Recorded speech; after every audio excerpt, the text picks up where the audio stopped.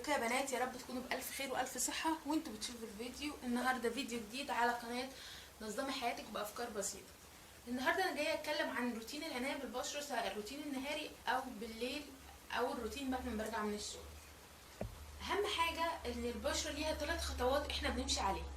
اول خطوة اللي هي تنظيف البشرة، وبعدين انت بترطبي وبتغذي البشرة. طبعا تنظيف البشرة دي بتتقسم لجزئين، الجزء الاولاني ان هو التنظيف العادي، والجزء التاني اللي هو بيبقى دايما بتستخدمي فيه سكراب.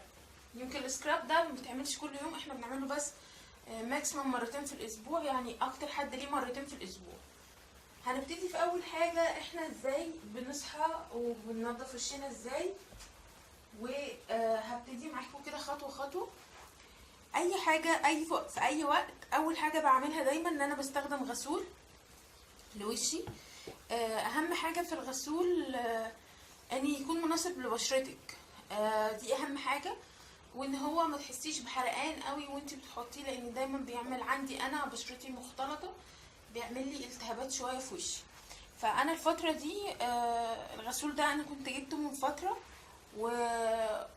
وتراكن، يعني عشان كانت عندي حاجات تانية بستخدمها ف خلصت وما عنديش غيره، فطبعا انا هستخدمه.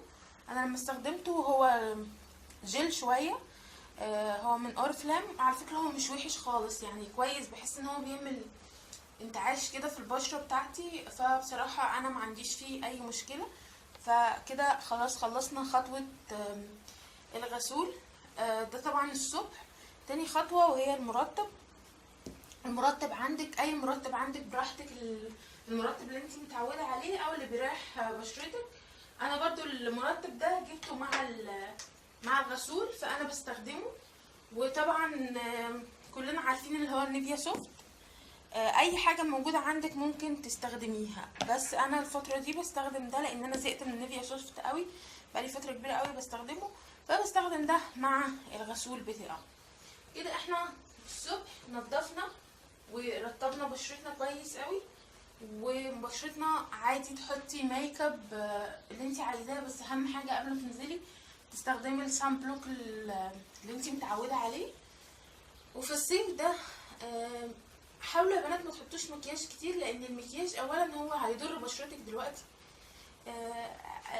درجة الحرارة عالية والشمس بتاعتنا بقت ضارة جدا، وثقب الأوزون بيكبر، فبتوصل لنا أشعة مضرة بقت أكتر من الأول.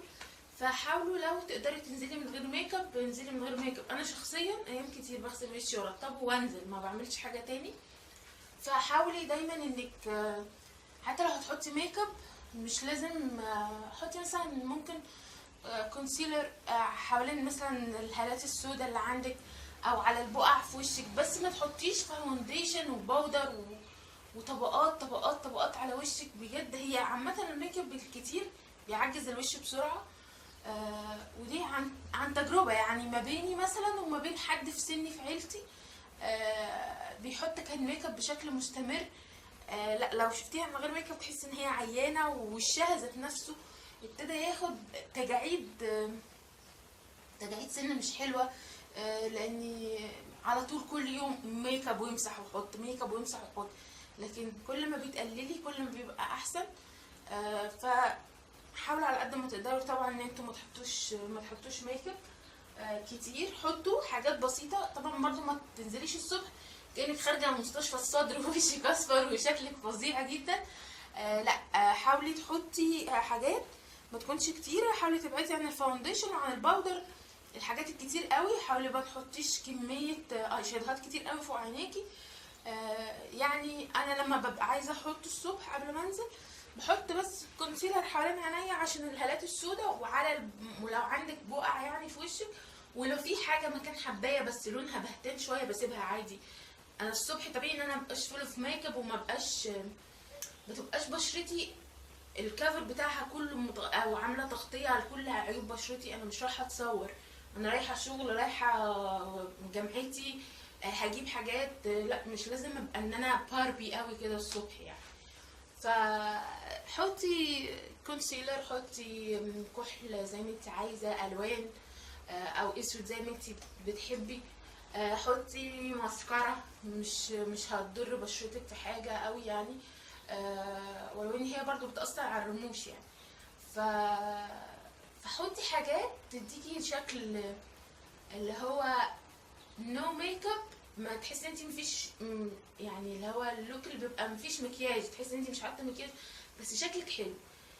الحلاوه بالنسبه لي في شكل البنت، في رقتها، مش في كميه المكياج الكتير اللي هي حطاها. انا بحب المكياج يبقى فول شويه وتقيل شويه. لو انا خارجه بالليل اخر النهار هتصور مثلا مع اصحابي مع اهلي مع بتاع، لا لازم يبقى فيه ميك اب، عشان الميك اب لما بيبقى قليل مش بيبان في التصوير. خرجنا ورحنا الشغل، رحنا جامعتنا، جينا بقى من الجامعه، الخطوه اللي هنعملها بعد ما نيجي من الجامعه لازم تشيلي الميك اب. اوعي تنامي او تقعدي بقيه اليوم وانتي على وشك ميك اب. بجد انت كده بتدمري وشك حبه بحبه. يا اول حاجه انا بستخدمها دايما، بستخدم اللي هي المناديل الوايبس اللي بنشيل بيها المكياج. دي اول حاجه انا بستخدمها. بعمل بيها طبعا وشي كله وعينيا وكل حاجه، بس طبعا هي مش بتشيل الميك اب كله. فباجي بعد كده للنقطه اللي بعد كده، ان انا بستخدم، كلكم طبعا عارفينها وكل الناس اتكلمت عنها، البايوديرما. ان انت تعمليها